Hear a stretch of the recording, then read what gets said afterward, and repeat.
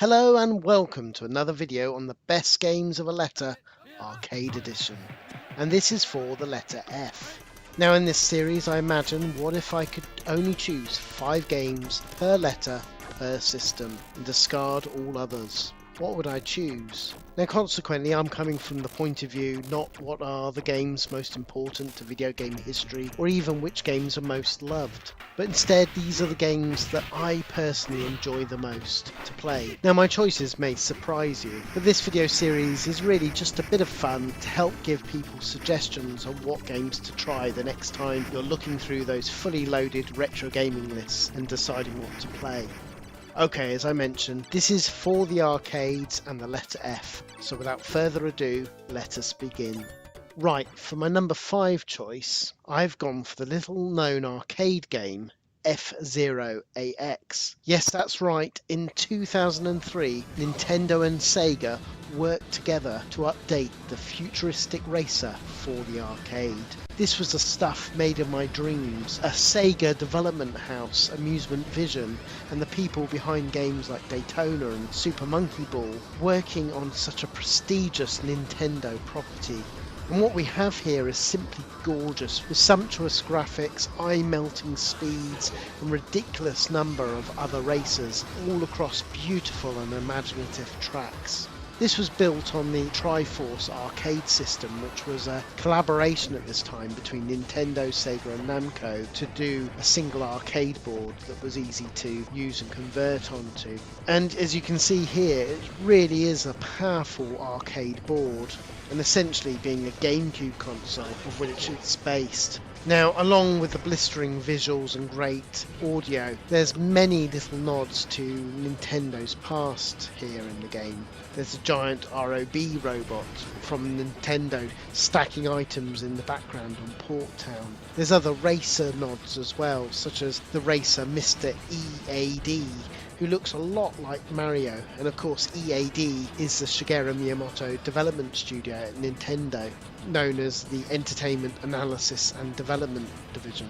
There's also another racer called James McCloud, who's clearly inspired by Fox McCloud in the Star Fox series, and his actual car racer that he races around looks strangely like an R-Wing as well. I love all these little touches and nods, and these two great champions of my gaming past coming together of Sega and Nintendo to produce this amazing game. Now the game itself in the arcades came in 3 cabinet designs. There was a standard sit down, the deluxe, which is more shaped like a racer cockpit, and the ultimate monster ride with full on moving action. As you can see in the video, this game is simply beautiful, so why is it not higher on my list? Well, the arcade machine is a little bare bones with only a few tracks on it as standard, and when you play the GameCube home version called F-Zero GX, it gives you so much more to enjoy, especially by using a GameCube memory card. You can unlock even more tracks between the arcade machine and this. It's a real shame though that the tracks are so limited in the arcade, as I think they would have had a real take-up if they extended and expanded the tracks like Sega did with Outrun 2, and I think this could have gone on to be a real hit in the arcades. Sadly today the game in the arcade is really rare to come across. Still, for those wanting to play this arcade game, then thankfully it's fully playable as an unlockable on the Nintendo GameCube console. Now to do so you have to become first in all modes. If however you, like me, you're not possessing godlike gaming skills, then thankfully there's also an action replay code that unlocks the arcade version in the game. So grab yourself the game with an action replay, or indeed the Dolphin emulator, which actually has action replay function built into it, and play this amazing game today. You won't be disappointed. It truly is a stunning game. Okay, now we come on to my 4th game, and I think my choice here may surprise you. In the end I went for the Fast and Furious game. To be honest, I think I enjoy it so much, as in the modern gaming world it's nice to see an all-out arcade racer being championed by companies like Raw Thrills, even if the home consoles have sadly given up on them. And I suppose that's increased my love for the game, knowing that arcade races are so rare today. The game was made in 2004, and this is based on the Cruising series in all but name, with them instead using a film license of The Fast and the Furious to increase recognition. Like those games, it's all about toy box physics, all out fun as you race around several interesting locations across America. Everything is destructible and fast as you use your nitros and pimp out your ride, making it through to the end. Now this was the second game released for Eugene Jarvis's Raw Thrills company, and it really put the arcade manufacturer on the map, bringing it in line with such great arcade manufacturers as Sega and Namco. The game had a generous 12 tracks to race on here, taking you from Hollywood, New York, San Francisco and Arizona, to name but a few. And each of these courses have so much going on as well, with 1 minute you're riding through Chinatown with beautiful neon lights everywhere, or taking a shortcut across the beach of Malibu to gain an advantage on your other racers. And this is what I adore with the game. There's so many hidden paths to learn, so much over the top racing action to enjoy, that I think it can't help but win even the most hardened gaming heart. Now, unfortunately, outside of the Nintendo Wii port, which is called Cruising for this game, and that suffers a lot of slowdown, there isn't any home ports here, which is a real shame, and another reason why Raw Thrills Racing compilation is needed in all of our lives. Still, after much sweat and tears, you can kind of get it working on Techno Parrot emulator on a modern TV at the correct full HD resolution, though despite my best efforts I can't get the controls just right as in the arcade, and that's a reason for my terrible driving here being more rubbish than usual. So that's my excuse anyway why I'm so bad at playing this game in the video. Okay, so next we come to my third favourite game, and I've decided to choose Fantasy Zone by Sega, released in 1986. In the game you play Opa Opa, a cute game craft that pits you against an array of equally cute enemies. The game is deceptively simple here. You fly Opa Opa around the levels, shooting the enemy bases. These enemy bases are constantly generating enemies as well, so it's important you shoot them down quickly. Flying around across the map to all these locations, you must take them all out. Once all bases are destroyed, you can move on to the next area. Each enemy or base you shoot also drops coins, which if you dive quickly enough and pick up the bouncing coins before they disappear, will give you increased cash. This can be used in a shop that randomly appears depicted by under a red balloon in the level, and this allows you to spend all that hard-earned money for things like extra lives, weaponry, or making you temporarily faster, all helping you progress in the level. You then come up against some really hard enemy bosses at the end of certain levels as well. And this is why I love the game. It's vibrant colours, it's amazingly cute, but it's devious and extremely tough gameplay that surprises a lot who play it thinking it's perhaps quite kid-like. This was done by the same fevered minds that brought us Flicky, and it's all cast to a suite of catchy tunes from the music maestro himself, Hiroshi Miyauchi, yes, he of Outrun, Afterburn and music fame. Now, Opa Opa became one of Sega's early mascots, even turning up in the Japanese anime TV show called Zillion. Yes, the same Zillion of which there's that brilliant Master System game. And also, that's what the Zapper gun was based on the Sega Master System. It's based from that anime cartoon. It's so easy to see why Opa Opa became so beloved as well. Each time you land and his little legs come out to run, to his flight animations, it's just bursting with cuteness and fun, and I just can't get enough of it. Now these days, thankfully, there is many ways the game can be played today. Now outside of the original impressive port of the Master System, this also found its way on the NES, the Sharp X68000 and the TurboGrafx 16, which are all pretty good ports. Later it was seen on the Japanese only Sega Ages series on the Sega Saturn. Even better was on the PS2, which had the Fantasy Zone complete collection with 6, count them, 6 games in the series. This also included the improved version of Fantasy Zone 2 that had even better graphics than the arcade original. And it's also got the brilliant Mega Drive Super Fantasy Zone, which is a game that needs to be played by more. Now these days, the game appears on the hidden unlockable extra on the Sega Mega Drive Ultimate collection on the Xbox 360 and PS3 era, but probably the best way to play it is on the 3DS, which had a wonderful port of the game, where not only is it solidly made, but it also has the 3D element, letting you see all those vibrant colours popping out at you in true 3D. As I mentioned, overall this is a deceptively tough game, and that is often dismissed by shooter aficionados who are put off, quite frankly, by its cuteness. But trust me, this is a solid and tough blaster, and well worth giving it a go today. Right, on to my number 2 choice, and I've gone for the Capcom scrolling beat-em-up classic Final Fight. Released in 1989, this game was a revelation in its release, taking all that was great about Double Dragon, but giving large, updated sprites, sumptuous graphics, and gorgeous locales, all against a range of madcap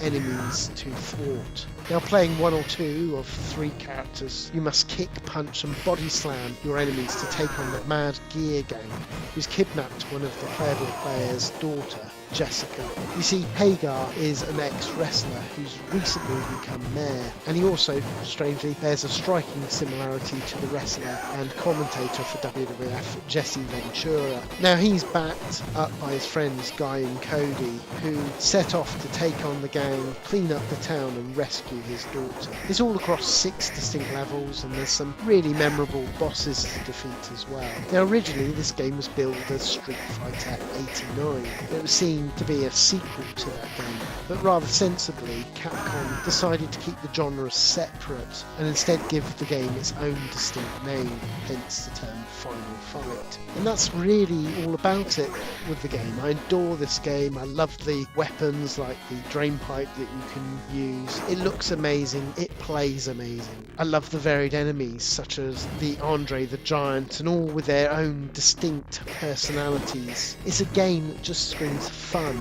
with a capital F-U-N.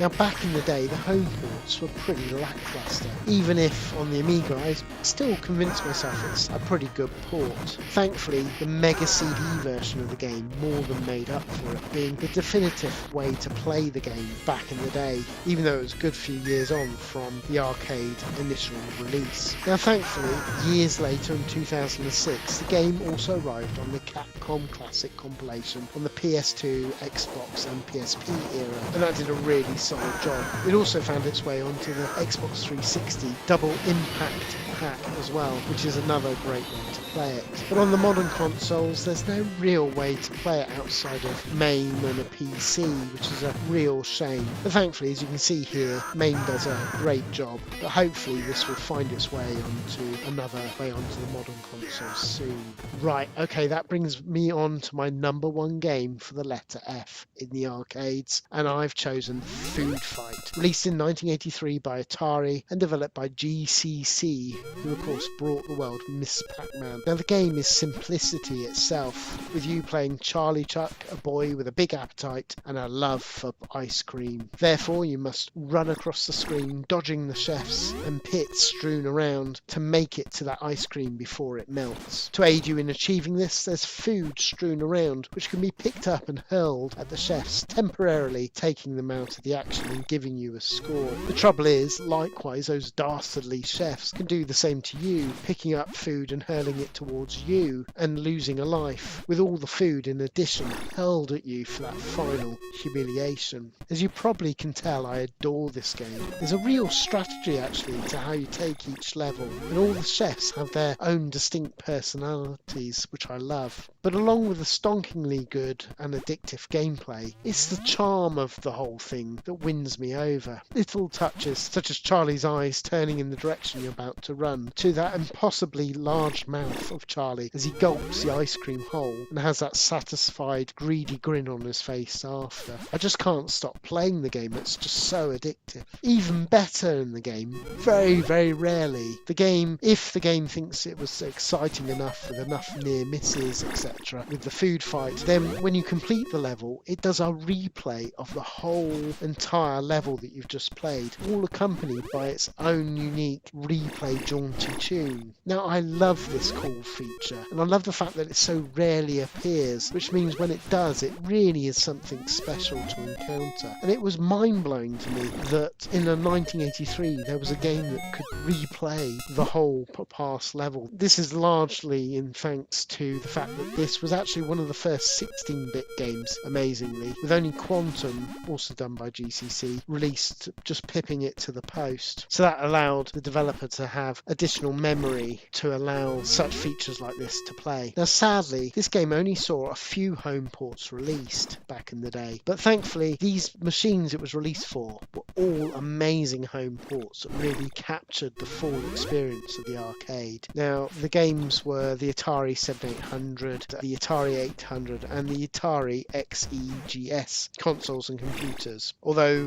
there was things like Mud Pie and Mud Shoot that found its way onto other systems like the Atari ST, but they weren't official ports. Now these days the only place to play that food fight game is on the Evercade, which has a brilliant version of the 7800 port on the Atari cart, and 2005 there was an Atari Flashback console, one of those sort of plug and play consoles that also had the 7800 port of food fight. But unfortunately, if you want the arcade version, there's only really the ill-fated and now completely defunct Xbox 360 Game Room that released it. Thankfully, MAME, as you can see here, runs it very well, so that is another direction you can go. But really, any of the home ports are missing something, because unfortunately it had a really special controller in the arcade that was analog and had numerous directions. This means that whilst all the home ports and emulations do an amazing job, and I still love to play it, the only way to really truly experience the game as it was fully intended is on a real arcade machine. Thankfully, Arcade Club in Bury in the UK have one of these beautiful and rare machines, so it's well worth giving the place a visit and giving this game a try.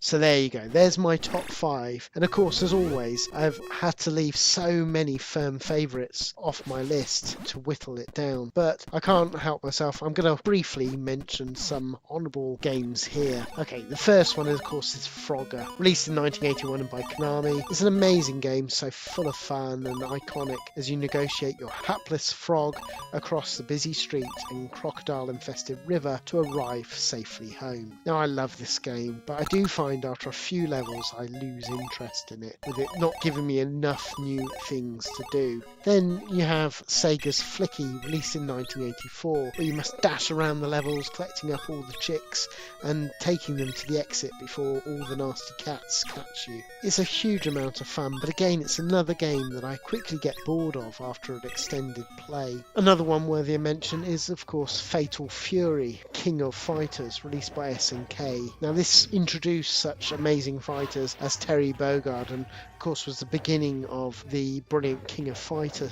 series that came for many iterations. Now this fighter is a great slower paced, more tactical fighter than games like Street Fighter 2, and it really is a worthy rival to Capcom's crown. Another fighter I adore is Sega's 1995 3D fighter called Fighting Viper. This is a great beat 'em up and one that I personally really adore, but it was just my love of arcade racing games that relegated this off the top 5 list for this letter, if I'm honest. But it's well worth giving this game a go, and especially on the Sega Model 2 emulators can be seen here, which does an amazing job of recreating the arcade original. Likewise, there was another title that just got kicked off my top 5 list, Forgotten Worlds, released in 1989 by Capcom. This was a really unique horizontal shooter that had, as well as the joystick, a spinner alongside, so you could choose a direction reflection of fire. Now I adore this game, it's so much fun, and even that complexity that I always struggle with of doing the spinner and the joystick at the same time, it's still a blast to play. Now one game that I really want to give an honourable mention to is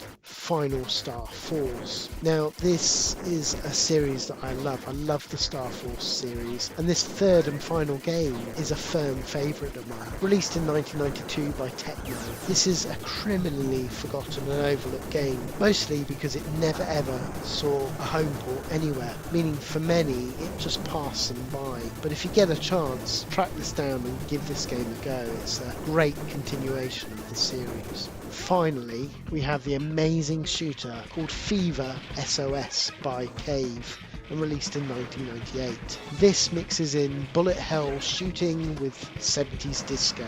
Do you need any more? Well, what you have here is shooting and rescuing the people floating in space as you blast your way through the level. This is a really tough blaster, but it's so much fun, and it's definitely one I keep going back to again and again. So there you go, there's my personal top 5 for the letter F in the arcades. I fondly hope, along with the honourable mentions, it will encourage you to try some of these amazing games again. Likewise, let me know in the comments below your thoughts and what your top 5 choices would be, as I would love to know. As always, alongside all these videos and the much balancing of retro gaming alongside work and family life, I also do a free retro gaming podcast called RGDS, or the Retro Gaming Discussion Show. It's just me and a few friends discussing all things retro gaming, and we can go into a lot more detail into these games and games like it than I can do here. So look out for my next video where we cover the letter G for the arcades, and this is definitely one that I cannot wait to cover. So until next time, keep it retro.